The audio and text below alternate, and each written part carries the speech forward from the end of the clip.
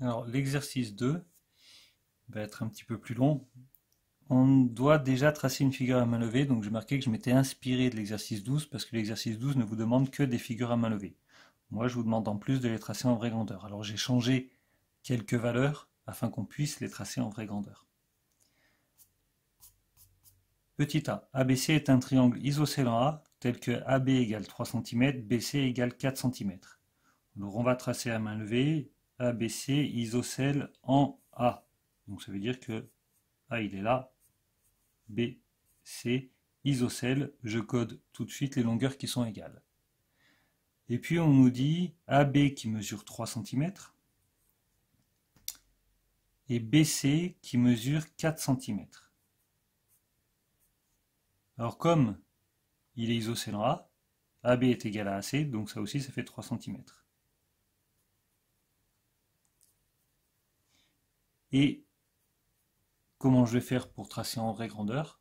Eh bien, on a là un triangle dont on connaît les trois longueurs. 3, 3, 4.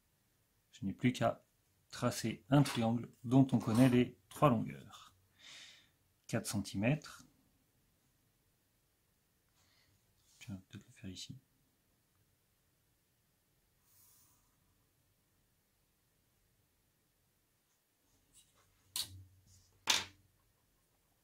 Ensuite, on prend 3 cm sur la règle.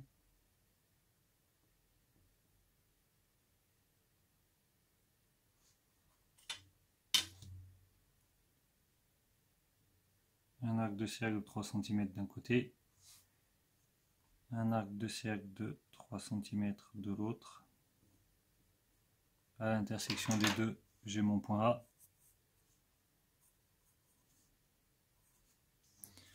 Je relie en m'appliquant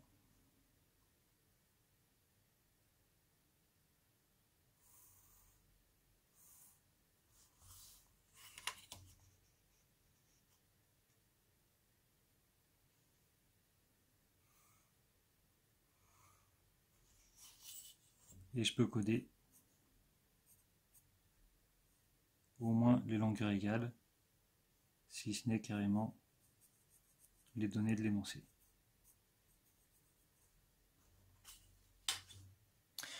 Le petit b.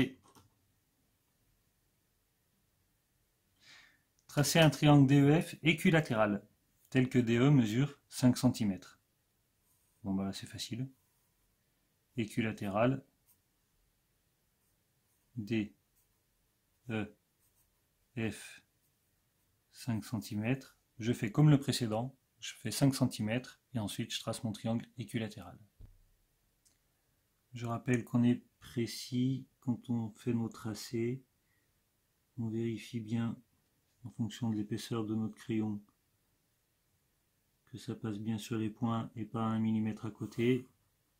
Une fois que c'est bon, on trace sans appuyer comme un malade sur le crayon. Ici j'ai mon point D, 5 cm, et on laisse toujours les traits de construction apparents, c'est-à-dire les arcs de cercle si on a utilisé le compas, une petite marque si on a utilisé le rapporteur. Le troisième triangle. GHI est un triangle isocèle de sommet principal I, tel que GH égale 7 cm et GI égale 10 cm. Alors triangle isocèle, ça rappelle le petit a. Le problème ici, c'est le vocabulaire. Ce n'est que le vocabulaire le problème. GHI de sommet principal I. Ça veut dire qu'il est isocèle en I. Après, il s'appelle GH. I. GH mesure 7 cm et GI 10 cm.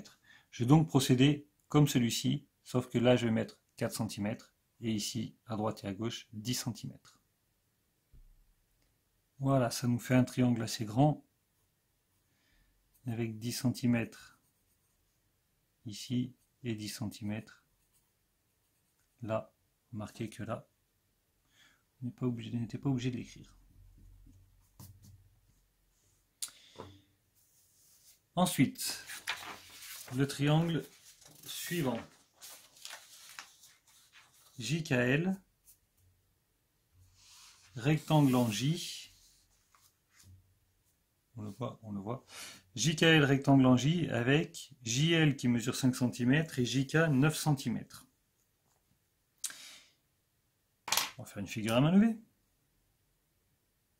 On est obligé de toute façon. JKL rectangle en J. Donc je vais tracer un triangle rectangle. Alors triangle rectangle, on sait qu'il est dans une figure à main levée, on sait qu'il est rectangle s'il a un angle droit. De même, un triangle isocèle à main levée, on sait qu'il est isocèle s'il a deux côtés de la même longueur qui sont codés. Donc il faut coder l'angle droit, il faut coder les longueurs égales. Il est rectangle en J. Ensuite, KL, peu importe. Dans un sens ou dans l'autre, c'est pareil. JL qui mesure 5 cm et JK qui mesure 9 cm. Mais il n'y a plus qu'à tracer. Alors, ici, on est dans la situation où on connaît deux longueurs et un angle entre les deux longueurs. Donc, je vais tracer 9 cm, un angle droit, que je peux faire avec l'équerre, et ensuite 5 cm. Voilà donc ce que ça donne. Et le dernier triangle, c'est un triangle MNO, rectangle, isocèle, d'hypoténuse MN. Ah, alors, je vais le faire là, comme ça on voit à la fois l'énoncé ici et la figure que je trace.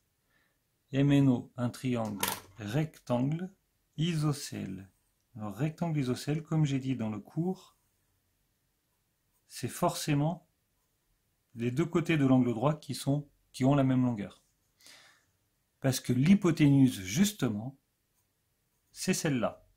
C'est le côté qui est en face de l'angle droit. Donc l'hypoténuse, c'est MN, d'après l'énoncé. Ça veut donc dire qu'il est rectangle en O. Et on nous donne la longueur, ON, qui mesure 4 cm. Mais comme il est rectangle isocèle, OM mesure aussi 4 cm. Et on se retrouve à faire un triangle comme celui-ci, sauf qu'au lieu d'avoir 9 et 5, on a 4 et 4. Et voilà la dernière figure de l'exercice. Alors évidemment, là, j'ai un peu serré toutes les figures, histoire que ça rentre et que je puisse avoir à la fois l'énoncé et tout, c'est pour les biens de la vidéo. Vous pouvez vraiment, vous, faire les figures les unes sous les autres et prendre de la place sur votre cahier. N'hésitez pas à aérer, qu'on évite d'avoir un entassement de figures comme c'est présenté ici.